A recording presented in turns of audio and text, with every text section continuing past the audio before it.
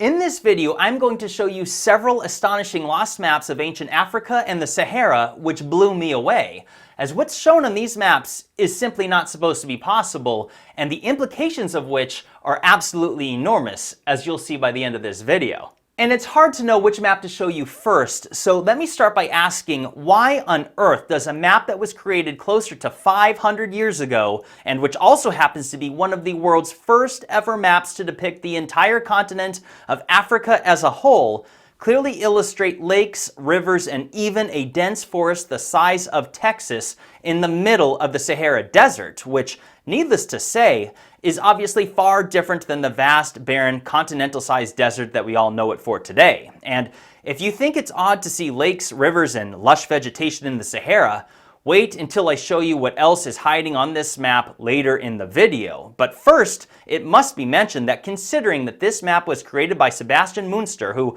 has been said to be one of the most influential cartographers of the 16th century, as he was the first person to print separate maps for each continent around the world, including not only of Africa, but that of Europe, North and South America, which is rather fascinating. And he even produced the first ever printed map of Asia.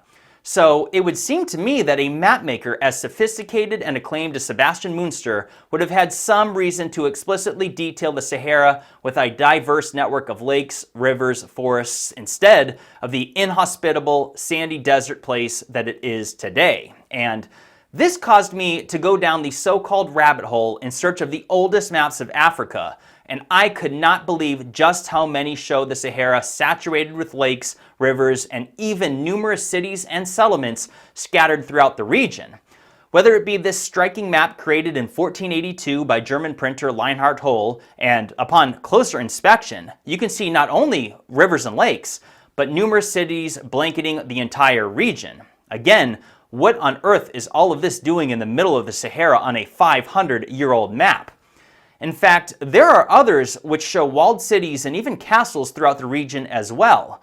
What you're looking at here is the Catalan Atlas, a medieval world map from the year 1375 that was once within the Royal Library of France. And by the way, that is Mansa Musa of the Mali Empire, the richest man ever known to have existed in all of human history. In fact, nearly twice as wealthy as Elon Musk. But that aside, the very nature of all these cities in the middle of the Sahara, annotated on a map that is nearly 650 years old, is intriguing to say the least. Which brings me to an incredibly astonishing world map created by Italian cartographer Fra Mauro in the year 1450.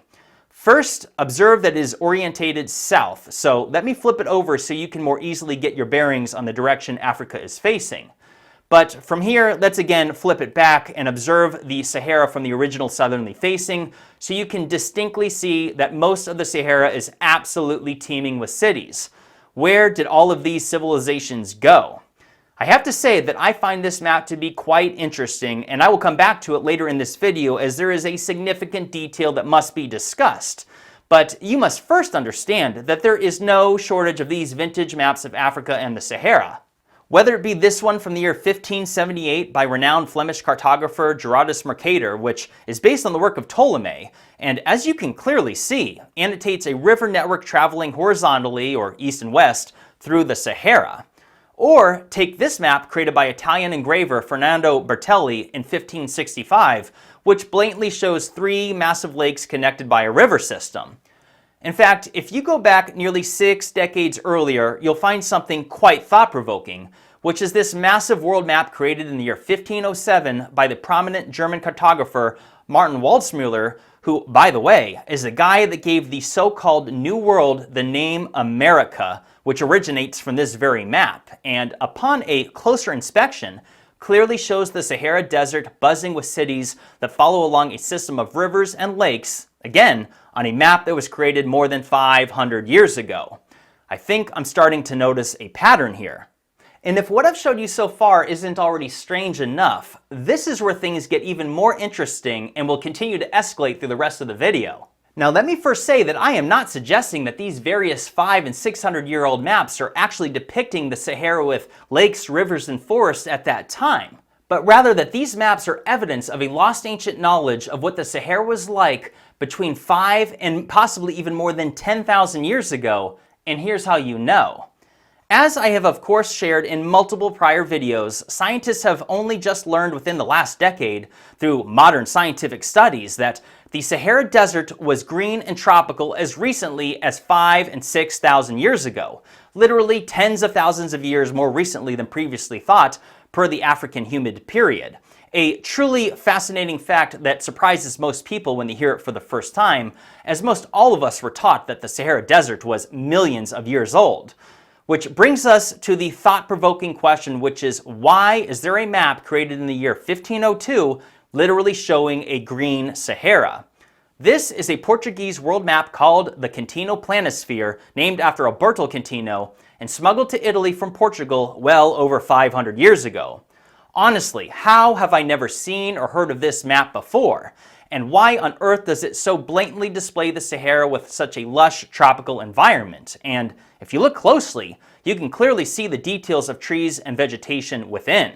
And again, more than 5,000 years after a green Sahara was last known to exist, which raises significant questions with unbelievably profound scientific and academic implications involving the topic of climate history when you consider that the mainstream scientific understanding today is that these ecological features, including lakes, rivers, grasslands, and forests, last existed in the Sahara as far back as 5,000 to 11,000 years ago, according to the most recent mainstream scientific sources available. And if that doesn't get you thinking, here is something that may blow your mind, which is the discovery of the world's largest freshwater lake ever known to exist was also located in the middle of the Sahara and dates back 5,000 years and is referred to as Mega Lake Chad, which I have touched on in prior videos. And real quick, to put its immense size into perspective, the total surface area of all the North American Great Lakes combined equates to approximately 94,000 square miles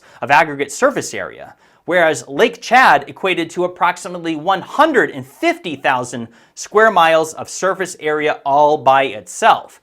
And here's where it gets even more interesting. Besides the fact that this lake mysteriously dried up in a matter of just a few hundred years, this mega lake existed 5,000 to 15,000 years ago. Now, hold that thought and let's revisit a couple maps that I just showed you moments ago, including the 1565 map of Fernando Bertelli, as well as the 1482 map of Leinhard Hull, and tell me that these two maps do not depict this lake. Just consider the general region of Lake Chad's location, which is in modern-day country of Chad, and compare it to these old maps. And now consider this important detail, which is that Mega Lake Chad was actually the largest of 4 paleo lakes in the Sahara. Is that not what this map is showing, and inexplicably 500 years prior to its discovery in modern times? And if that isn't interesting enough, consider what I discussed moments ago related to the various maps I just showed you that clearly annotate a network of rivers traversing east and west through the middle of the Sahara, along with those areas teeming with civilizations, including obvious cities and settlements everywhere in between. Well, isn't it curious that a modern scientific study from within just the last decade identified a paleo river system of 3 large rivers that once existed in the middle of the Sahara and would have likely have supported ancient human migration routes from 5,000 to 11,000 years ago. So either rivers existed 500 years ago in the Sahara, or the ancients passed down knowledge of the Sahara's climate from several thousand years ago. And with that said, it must be mentioned that maps showing rivers in the Sahara go back much further than just 500 and 600 years ago, as some of these maps are actually based on the work of Ptolemy, who created this map in the year 150 AD, closer to 2,000 years ago. Did this river exist at that time, or was Ptolemy passing down ancient knowledge from even older source maps that may have existed or been created thousands of years before his time? Because let's not forget that that's exactly how the Piri-Reis map of 1513 came into existence, as it was comprised of more than 20 source maps from around the world, and has become one of the most highly debated maps in existence, as many believe that it shows the coastline of Antarctica some 300 years before Antarctica's alleged discovery in the year 1820. However, many will adamantly say that this map is simply showing the coastline of the southernmost point of South America. This is something that I will be discussing at length in my next video, but based on the modern scientific studies, it seems to me that these various 500-year-old maps are actually based on older source maps from 5 to possibly even more than 10,000 years ago, when the Sahara was literally a green tropical environment. Because consider the Fra Mauro map of 1450 that I discussed earlier, and notice that it specifically details the middle of the Sahara as a desert at that time, which I would say is supportive evidence that the Green Sahara, along with the rivers and lakes, were long since gone when this map was created 500 plus years ago, and more likely suggests that these various maps are showcasing lost ancient knowledge of the Sahara from thousands of years prior. And if all of this isn't compelling enough, what I'm about to show you now is what I consider to be the proverbial nail in the coffin, which overwhelmingly indicates the existence of this lost ancient knowledge, which is simply not supposed to be possible. Consider the 1452 map of Sebastian Münster and refocus your attention away from the rivers, lakes, and forest, and observe what is shown in the Western Sahara and in the same geographical location of the Richat structure, or the Eye of the Sahara as it's more commonly called. A spectacular geological feature unlike any other on Earth, and perhaps one of the most mysterious and bizarre structures in the world, which I have of course discussed at length on this channel as I have compared its striking similarities to the legend of the lost city of Atlantis. But never mind the topic of Atlantis, and consider one thing and one thing only for a moment, which is the question as to whether this map is showing the Richat while consumed with water. In fact, here is a similar map created by Heinrich Bunting in the year 1581, which seemingly shows a river leading from the Atlas Mountains in North Africa and consuming the Richat with water. But if that's not compelling enough, take a look at this other map of northern Africa while under the rule of the Roman Empire, which again seemingly details a river originating from the Atlas Mountains and appears to be arguably consume the Richat structure with water based on its circular nature and location, and also depicts it flowing out to the Atlantic Ocean. And this is where it gets wild, because we now know through recent scientific studies that the ancient Tamanrasset River flowed from the Atlas Mountains and widened some 500 kilometers or just over 300 miles all the way to the Atlantic and directly in the path of the Eye of the Sahara as far back as 11,700 years ago, before it mysteriously dried up approximately 5,000 years ago. And when you consider an unbelievably significant detail, which I shared in a recent video, which is that a modern study identified the existence of aquatic life in the Richat structure, which included mollusks, and that date between 7,700 and 15,000 years ago. So think about that.